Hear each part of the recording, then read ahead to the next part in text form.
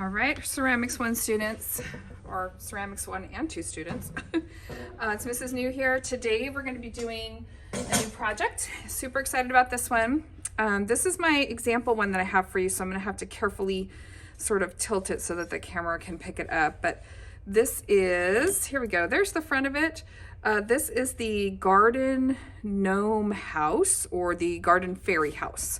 So I don't have any glazed examples of this yet because it's a newer project, but I want to show you how this is going to work. So there's actually going to be two pieces here. So there's a roof piece, which is essentially a cone, okay, a slab cone with lots of great texture. And then there's going to be sort of the bottom part of the house, which does have a bottom on it. And then is either sort of an oval shape, or you could do a round shape. And again, it's made with a slab. So I have mine on a banding wheel here. And when I fire this, I'm going to fire it in two different pieces. Now you could think about this in terms of, you know, what you want to use it for. So it could just be like a garden decoration, or if you wanted to use it like a candle holder and put a candle in here, you could actually cut out things like the windows or the door, or possibly some holes in the roof and make it kind of like a luminary or a candle holder. Or you could just make it, you know, simply kind of a garden decoration. But you definitely could, you know, make the door or the windows open so that, I don't know, little frogs or something could hide out in here. So fairy gardens are super popular for spring. I'm going to go ahead and move this one aside and show you how to make this. Fairy gardens are super popular for springtime, and now it's going to be our opportunity to make this. So we're going to need two slabs. One is going to need to be long and skinny like this one, and I am going to go ahead and cut this into a long rectangle. So if you have made the coffee cup project or the mug project, then you are going to be familiar with how to do this. Actually, before I cut it, I'm going to go ahead and put a texture mat on here. So this is going to be for the circular part, so the bottom of the fairy house. And I've got some great texture mats that work pretty well for this. I'm just going to point out a few. This one would be really pretty, kind of a botanical. This one would be great for like a roof. This one is really fun because it looks like little stones. Here's one with leaves on it. So I think for mine, I'm going to go ahead and use this kind of botanical, kind of leafy one. Okay, so I'm going to go ahead and press this on before I cut out the rectangle, actually. So I'm going to push kind of hard because you can see it will change the shape. Ooh, that one moved a little bit on me, but that's okay. It will kind of change the shape of the clay underneath. And so I'm going to go ahead and get whatever texture I want to do first. That one is a better print, but that's fine. And then I'm going to go ahead and cut out my rectangle, and then I am going to use a form to wrap around. So you guys remember back to the coffee cups, you can use the PVC pipes or the Campbell soup cans as forms. And sorry, I'm walking away from the camera, so gathering things like needle tools. So anyway, I'm going to go ahead, it depends how big you want this to be. So I'm going to make this one a little bit smaller. I'm going to use this as my form today. And I do want to put a bottom on my little house. That will kind of help stabilize it. I also, if I put it outside, like in a little flower pot or something, it will also probably protect it a little bit more from the elements. So I'm going to go ahead and cut out my rectangle. And again, if you have made the coffee cup project in Ceramics 1, then you're going to be really familiar with this. If you've made the tripod cup project in Ceramics 2, this is also going to look familiar. So I'm going to go ahead and just flip this over to get the texture on the outside.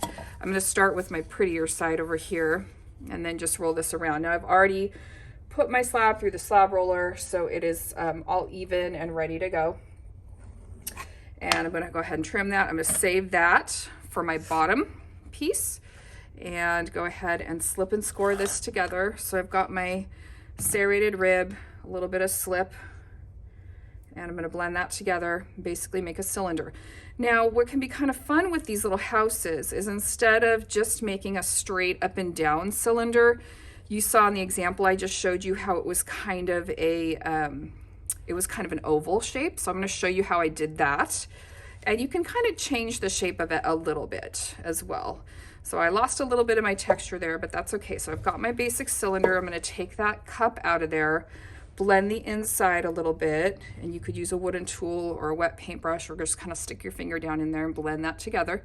And then before I put the bottom on is when I'm going to shape it. So I could go ahead and go like this and just make it like a little bit more of an oval shape. And that's going to give me a little bit more room on the front to do like the little door and the windows and all the different little cute things that I want to do. I could also take my hand on the inside and I could kind of push out from the inside and sort of belly it out a little bit, just to give it a little bit more of an interesting shape. So before you put the bottom on it is when you would want to, you know, do any kind of shaping that you might want to do. So I'm going to go ahead and do that. I could probably put it on a bandy wheel, but I'm just going to quickly go ahead and just shape it a little bit, give it more of like kind of a roundish shape in the belly part in the middle. Okay. And I made it a little bit more oval. Now I'm going to go ahead using that scrap extra piece of slab, cutting on the outside of my form here, or my cylinder, I guess, and I'm going to go ahead and make the bottom. So I cut it out, I backtrack this a little bit, I didn't quite get to that part, and then I don't need to slip and score the whole thing, just this little edge right here. And again, I would suggest putting a bottom on these for stability and just for functionality of this. Okay, I'm going to go ahead and slip and score this part here, just that slab, set it on there, give it a little tap on the table, and then I'm going to blend that in. Okay, and I'm trying not to mess up my texture mat too much as I'm doing this. Okay, and you might need trim a little bit extra away or whatever you need to do here. Okay, so that's going to be the body of my my fairy house. So I'm going to work more on that in a minute. So now I'm going to show you the top, or the little roof. Okay, so for the roof, I'm going to get another slab that I've prepared and run through the slab roller, but it's not long and skinny, it's a little bit wider this way. And I'm going to find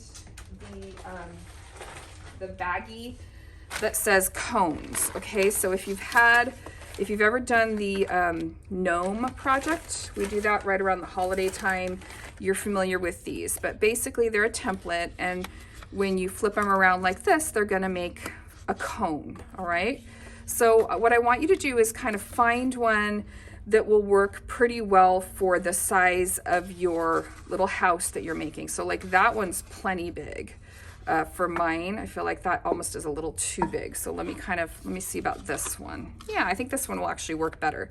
So again, before I cut this out, I am going to do my texture mat, and I'm going to do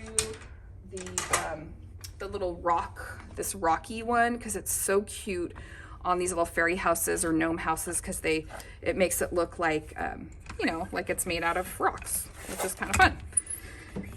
I just love making little fairy gardens. Okay, I'm pressing pretty hard because I like this one. I want to get a good print.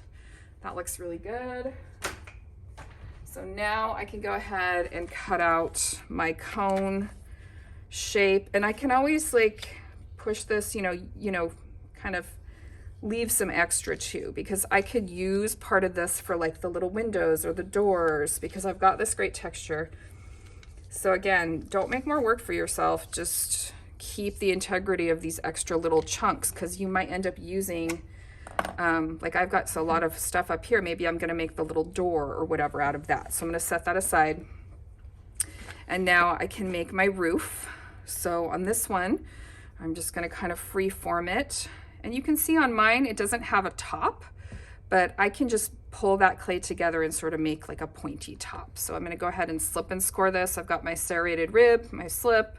I'm going to rough up the surface and make this come together to form the roof.